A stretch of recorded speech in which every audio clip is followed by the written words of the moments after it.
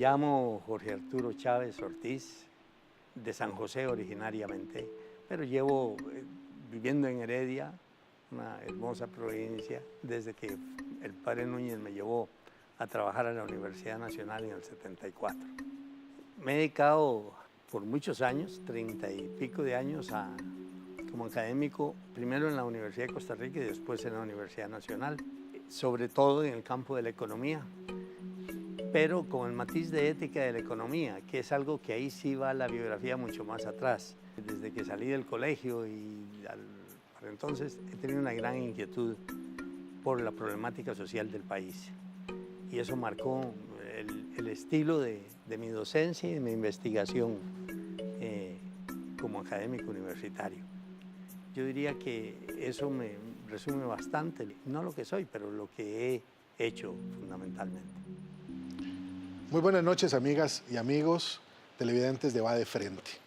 Esta noche se engalana el programa con la presencia del doctor Jorge Arturo Chávez Ortiz, economista, un economista con corazón, comprometido socialmente y un gran defensor de los derechos humanos, además de profesor, docente e investigador universitario, tanto de la Universidad de Costa Rica como de la Universidad Nacional. Muchas gracias por estar en este programa y vamos de frente. Encantado, señor presidente. Bueno, parece que tengo que entrevistar yo, ¿verdad? Sí, señor, esa es la idea. Esa es la idea. Hay una cosa que siempre me ha dado vueltas a mí, cuando viene el tema de la crisis fiscal y todo eso, ¿verdad?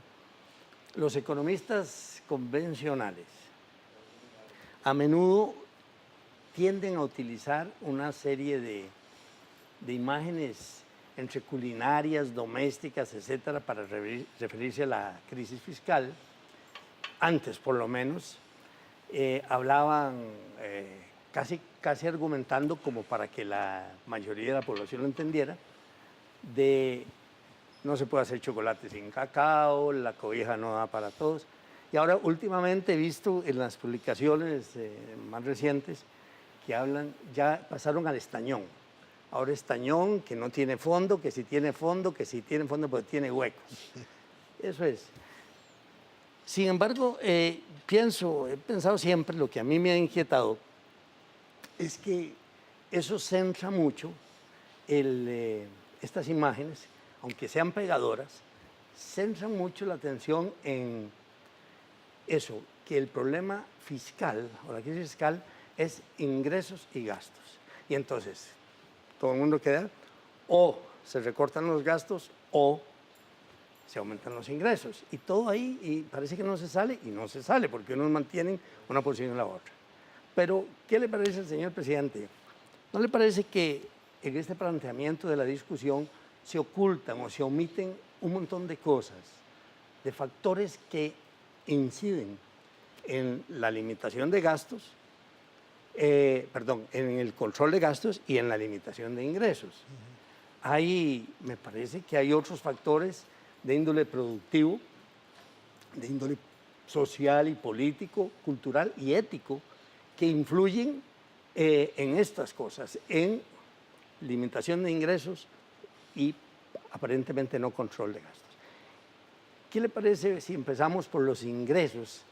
¿Qué factores ve usted detrás de la limitación de ingresos en lo que existen? ¿Y qué ha estado haciendo la administración suya, fundamentalmente por atacar, no solo por procurar ingresos frescos y demás, sino por atacar las causas, los factores de fondo que inciden en la limitación de ingresos? Bueno, yo creo que esta es la pregunta esencial y sobre esa pregunta se nos va a ir todo el programa, me parece. No solo hablar de ingresos, también de gastos, pero en lo que usted señalaba como los factores de fondo que no se discuten, ¿verdad? A mí me parece que esa reducción, a veces hasta el absurdo, del debate fiscal en términos de ingresos y gastos únicamente, ocultan la dificultad de explicar bien, en fácil, por qué es que este es un tema importante. Porque claramente la inmensa mayoría de la población no lo entiende bien. Es decir, los pobres porque lo que están esperando es la transferencia que les hacen las instituciones públicas para poder comer. Y los ricos porque ven en los impuestos algo que se les impone, por eso se llama así, y que además pone en riesgo sus ganancias. Entonces, hay, me parece, un gran vacío entre unos y otros que no se llena fácilmente. Yo mismo he hablado, no se puede hacer chocolate sin cacao, etcétera. Hay otras frases un poco más ocurrentes, como la de Don Pepe, ¿verdad? Aquella de que los ticos tenemos gusto de caviar y bolsillo de gallo pinto, ¿verdad? Para referirse a esta Ajá. complicada obligación Ajá. de tributar que no cumplimos y que oculta otros temas éticos, como por ejemplo el de la evasión o el de la ilusión, que se discuten poco.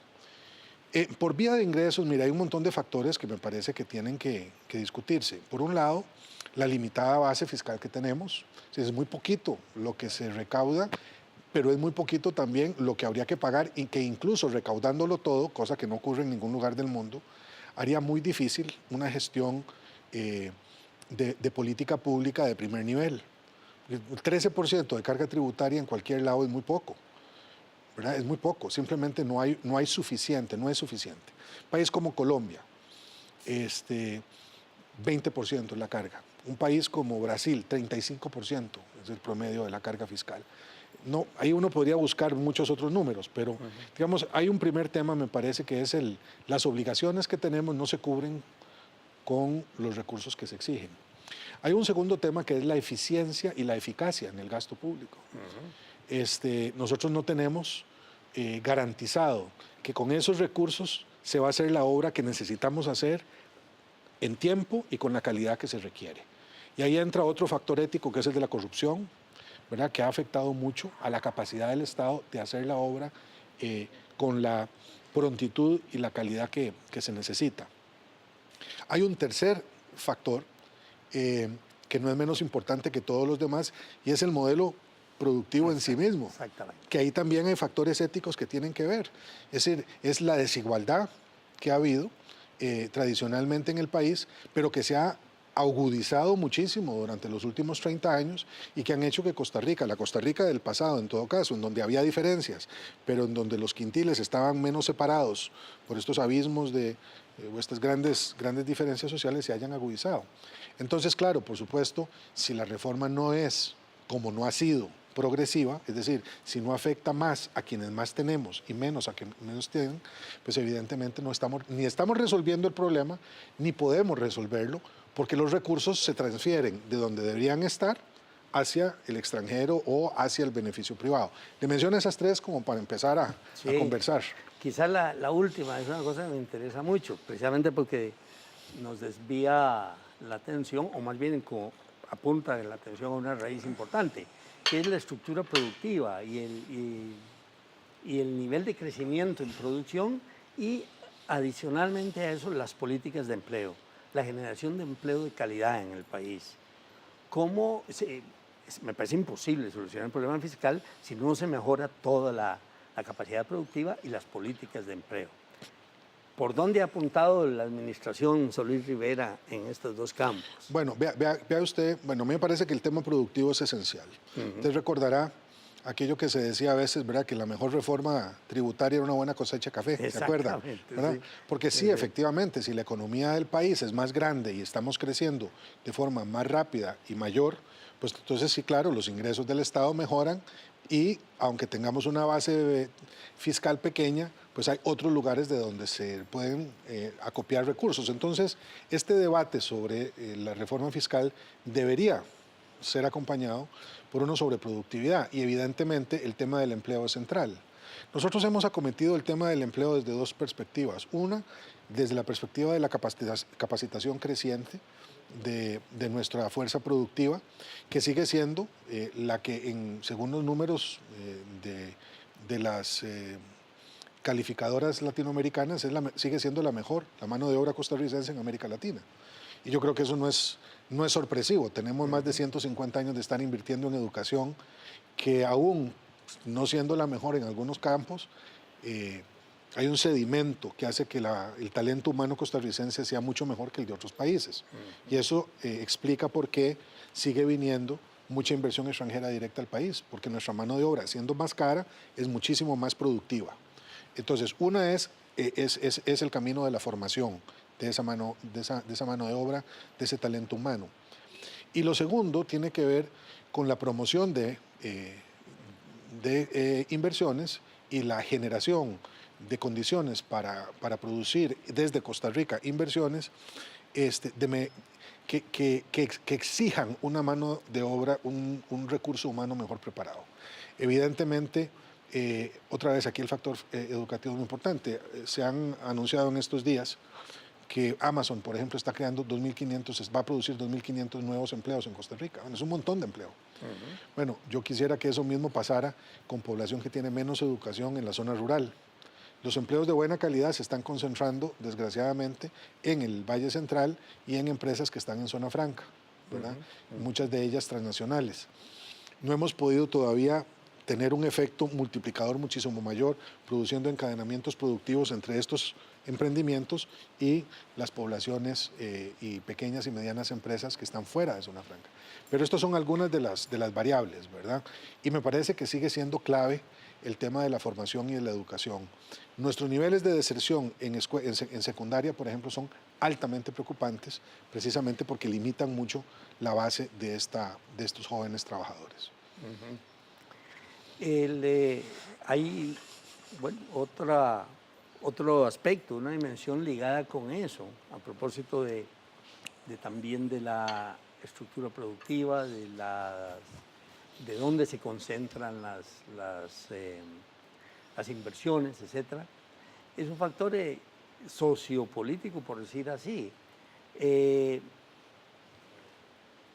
¿No tendrá que haber algo también la posibilidad de diálogo con los diferentes grupos económicos y políticos también, por parte de la presidencia, por parte del gobierno, para poder lograr una mayor disponibilidad a una desconcentración de las inversiones, a un mover las inversiones no solo donde produzcan más o donde eso, sino donde en conjunto generen mejores condiciones para el país, para la población del país, para luchar contra la desigualdad y la pobreza? Sin duda, y lo hemos estado haciendo, tanto así que por primera vez CINDE está promoviendo activamente en el exterior regiones que se consideran de alto potencial para las inversiones fuera del gran área metropolitana. Ya tenemos toda una línea de trabajo, incluso una división dentro de CINDE que se dedica a eso. Le menciono un par de lugares en donde pensamos que esto se va a producir de manera exponencial en los próximos 10 años. Uno es la zona de Guanacaste. Tenemos el aeropuerto, tenemos el turismo, pero también están moviéndose empresas a Guanacaste, alentados por la nueva conectividad que hacen carreteras como Cañas Liberia. Ya empezamos a construir dentro de poco el tramo Limonal Cañas y dentro de pocos años estará concluida esa carretera desde Barranca hasta Liberia. Entonces eso, más el puerto que podría mejorarse mucho en Punta Morales, más lo que está ocurriendo con estas empresas en la zona de Liberia, incluidas las de energías limpias, que están propiciando la llegada de ciertas inversiones ahí, le dan a esa zona un gran atractivo. El otro es el Pacífico Central, una zona deprimidísima en la actualidad, que contará con un nuevo puerto que se está ampliando, que es el de Caldera, con un nuevo aeropuerto, que es el Aeropuerto Metropolitano de San José, cuya primera etapa debería estar terminada dentro de 10 años, y que otra vez requerirá para funcionar como un corredor logístico de una nueva carretera, no la 27 ampliada porque no va a dar, sino una nueva carretera de conexión con San José y un tren. Esa es otra. Y en la tercera área, el Limón, que como resultado del nuevo muelle en Moín de contenedores, va a experimentar también un crecimiento muy grande, para lo cual se están preparando, digamos, las condiciones de conectividad y de mejoramiento de telecomunicaciones y de formación de mano de obra. El tecnológico está por inaugurar ya en el transcurso de este mes su sede universitaria en Limón, con carreras muy orientadas a logística de puertos, que me parece generarán condiciones adecuadas. Entonces ahí es a donde yo veo que se está produciendo esa ruptura del paradigma meseteño, que amarró en estos 90 kilómetros del Valle Central a las principales inversiones. No, suena muy bien. Uno pensaría que todos los grupos políticos deberían estar de acuerdo con esa orientación. ¿Qué queda pendiente en esto del fortalecimiento productivo y de empleo para solucionar los problemas de ingresos del país? ¿Qué queda pendiente y qué posibilidades hay que lo continúe el gobierno que sigue? Bueno, ahí hay un primer gran obstáculo que nos produce el endeudamiento externo del país. Ya estamos llegando y casi empezando a superar nuestro endeudamiento, que es hoy el equivalente a más del 50, casi el 50, un poquito más del 50% de nuestro PIB. Claro, el país no tiene condiciones para financiar toda la obra pública que requiere, ¿verdad? Entonces, para nosotros el tema del endeudamiento hace sentido, al igual que para una familia individual. No siempre se tienen recursos para que los hijos puedan estudiar o para montar un negocio, se necesita ese crédito. Nos hemos endeudado más de la cuenta. Y la combinación que tenemos hoy de déficit fiscal y endeudamiento es tal que romper eso es fundamental para que todo esto funcione. Porque si no es así, vamos a tener que hacer la obra que falta, los trenes, las carreteras, los aeropuertos, los puertos, todo con capital privado, vía concesiones. Y ni siquiera vamos a poder tener los recursos para alianzas público-privadas, que me parecen son un mejor negocio, al menos en algunos de esos proyectos. Entonces, ese es un primer tema. Segundo, tenemos un galimatías legal espantoso. Nosotros tenemos que ver cómo simplificamos más todo el tema de las regulaciones, que en estos momentos son la suma de vieja legislación que ya no refleja la nueva economía y de nueva legislación que está basada en una lógica de Estado que ya no va más. Y buena parte de eso tiene que ver con el bipartidismo que se quebró y que ya no va a volver, y que requiere de instituciones que sean mucho más ágiles, de conceptos que sean mucho más modernos y de voluntad política que hasta ahora no ha existido para acompañar esto que uno podría llamar como proyectos de Estado. Entonces eso es un segundo factor. Y el tercero tiene que ver otra vez con la economía y tiene que ver con el modelo, el estilo de nuestro modelo de desarrollo, nuestro estilo de desarrollo. Si lo vamos a dejar a donde está, con esos niveles tan grandes de desigualdad que se expresan en un altísimo porcentaje de pobreza todavía, yo creo que va a bajar de 20 este año, pero que mientras exista significa una carga tremenda sobre los hombros de los costarricenses y de su economía. No quisiera que se nos quede después de todo el tema del gasto, porque es una cosa que pega mucho en la gente. Sí, claro. Yo creo que a este gobierno y a todos los gobiernos siempre que son muy gastones, que ¿para qué pagamos impuestos? Que si dejaran los viajes, todo ese tipo de... Es demagogia, pero que se lo aplican y que a la gente le pega. ¿Qué es lo que se está haciendo? De nuevo la pregunta paralela a la primera. No solo por controlar el gasto racionalmente, sino las causas más profundas del gasto. ¿Qué se puede hacer o qué se está haciendo al respecto? Bueno, mire, sin duda hay que luchar contra esas imágenes, pero hasta cierto punto. Ya yo no discuto el tema de los viajes. Eso es tóxico, ¿verdad? Y uno tiene que entender que aunque dejáramos de viajar, no se resuelve el problema del gasto público, ¿verdad? Y más bien se le producen más costos, y algunos de ellos bastante onerosos, al país. Pero dejemos el tema de los viajes y de los otros gastos. El 95% del presupuesto costarricense está asignado por ley, ¿verdad?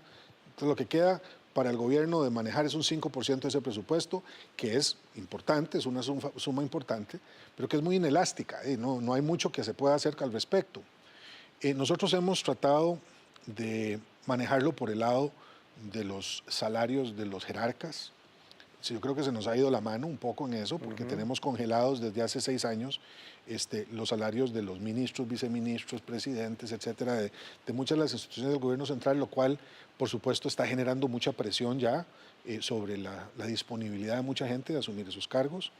Pero hemos hecho un esfuerzo muy grande en pensiones de lujo y hemos hecho un esfuerzo muy grande en el tema de las convenciones colectivas. El Estado costarricense tiene un régimen de salarios demencial. Hay 17 diferentes regímenes de salarios, lo cual hace virtualmente imposible que se puedan regular de alguna manera estos regímenes de salarios de forma tal de llegar a eso que llaman salario único. Llegar ahí va a tomar muchísimos años y que tiene yo creo que también un simbolismo que en la realidad no le depararía al Estado tampoco salvación, ¿verdad? Lo otro es que nuevamente creo que se ha generado una cultura del dispendio y de la falta de responsabilidad con los tiempos en los proyectos en donde se invierten los recursos públicos muy complicados. Usted se imaginará, porque se lo puede imaginar, la cantidad de horas que yo he tenido que invertir como presidente para literalmente forzar el avance de proyectos que si no, no salen. Y no lo he hecho por la vanidad de decir que se terminó un puente o que se va a terminar una carretera. Lo hago por la urgencia, por el costo que tiene de no contar con esa obra. ¿Cuántos miles de millones de dólares, no de colones, tuvimos que gastar porque no estaba abierto el puente González Flores? 10 años, 7 años, 7 años con ese puente, haciendo colas, gastando gasolina, horas de gente que no podía llegar a su trabajo, el atraso en la entrega de mercancías, la calidad de los productos que se perdió. Esa urgencia de que las cosas se terminen cuando tienen que terminarse y que los costos sean los costos reales, que una carretera no empiece costando 60 millones de dólares, Florencia Naranjo, y que vayamos a pagar más de 400 millones 40 años después, 50 años después. Esa carretera, me decía un vicealcalde el otro día, ha durado más en construirse que el éxodo del pueblo de Israel por el desierto, que usted apreciará esa figura. Bueno, todo eso tiene que ver con gastos, son gastos que en realidad tienen que verse integralmente, no es solo un tema de sueldos. Es que el gasto no son sueldos solo. Claro, sí, pero también lo de los salarios y eso es otra cosa que la gente le pega y critica. Pero más que todo está pensando no en la población en general, sino en la misma OCDE. ¿Verdad? Ahí hablan de las rigideces que enfrenta este gobierno y que todos los gobiernos. Yo estaba pensando, y no sé si se puede aclarar aquí un poco, las rigideces no permiten que usted llegue, digo, un 10% menos a los salarios del sector público o tanto porcentaje de gente. Para ganar tiempo, de una vez le pregunto sobre esto. Hace, bueno, no me acuerdo, 20, 25, 30 años, se hablaba más de que el empleo público era un colchón para recibir los candidatos a empleo, los que no tenían empleo, que no encontraban lugar en la empresa privada. ¿Ha cambiado esa situación o la empresa privada está produciendo suficiente empleo de tal manera que no haga falta o se haya perdido ya la idea de que tienen que recurrir al empleo público? No, sobre el empleo la situación sigue siendo complicada en el sentido de que no se genera suficiente. Hemos reducido el desempleo por primera vez en 9 años en esta administración. Los números de la semana pasada, 125,000 nuevos empleos se crearon en el último año. Lo que pasa es que son empleos, muchos de ellos informales, que apuntan a la dificultad esta que usted llamaba de empleo decente, de empleo de buena calidad. Pero bueno, eso lo que indica es que no se está creciendo con suficiente rapidez. Lo que dicen los empresarios privados es que ellos no pueden producir mal empleo porque no son competitivos o lo suficientemente competitivos, porque la luz es muy cara, porque el agua es muy cara, porque tienen que pagar seguro social, porque tienen que pagar IMAS, que tienen que pagar cargas de todo tipo y que esto les está limitando su capacidad de producir más empleo. Pues no pueden trabajar 3 turnos porque tienen que trabajar 8 horas y que después de 8 horas tienen que pagar horas extras. En fin, todo ese debate sobre la regulación de horarios y de salarios, que es un régimen que a mí me parece ha hecho precisamente lo que mencionaba al principio, que Costa Rica sigue siendo un magnífico lugar para inversiones porque son muy seguras, porque tenemos un régimen de seguridad jurídica muy asegurado. Pero no se está generando suficiente empleo. Lo que sí ocurre, y me parece que eso hay que decirlo, es que los empleos del sector público, que en algunos casos se señalan como abusivamente altos, tienen que ver con una serie de pluses y de privilegios que se les han dado precisamente para elevar esos salarios que si no tuvieran los pluses serían muy bajos. Y algunos de ellos a mí me parecen totalmente injustificados. Usted y yo somos profesores universitarios y yo no puedo entender todavía por qué se nos paga un 5% de anualidades, bueno, ya lo bajó la Universidad de Costa Rica, no sé cómo estaba en la Universidad Nacional, simplemente porque pasamos un año más de vida ahí en la universidad, aunque no hayamos mejorado para nada ni nuestras técnicas docentes, ni hayamos participado en las investigaciones nuevas, lo que fuera. Pero eso es otro debate. Y sobre el tema de las rigideces, miren, nosotros en este momento estamos pagando un 30% del presupuesto lo dedicamos a educación, un poquito por ahí, un 30% para pagar la deuda, ya ve el 60%, y el otro 30% se lo llevan 3 ministerios, justicia, seguridad pública y transportes, ahí está el otro 30%, y lo que queda es el 10%, y cuando usted ve la composición de esos destinos, verá que el 90% son salarios. Entonces es una situación verdaderamente complicada. Tal vez porque nos queda muy poquito tiempo, aunque el tema da para desarrollar más. Ahí mencionaba en indirecto cuestiones de eficiencia que tienen que ver con actitudes culturales, con muchas cosas que, como decía la gente antes, que a muchos les pasea el alma por el cuerpo, que nada, todo eso. Pero bueno, la gente piensa a veces, mucha gente, que el Estado no es suficientemente, el gobierno no es suficientemente eficiente. Este último subtema, ¿no sería conveniente ampliar un diálogo nacional más allá del diálogo con las fuerzas políticas, a las fuerzas sindicales, pero sobre todo también a las organizaciones populares, para buscar una reforma del Estado que conduzca a un Estado más organizado, más eficiente? Me parece que es absolutamente indispensable hacerlo. Y algunas personas me dicen, ¿por qué no lo hizo usted entonces? Bueno, porque el énfasis mío no era ese.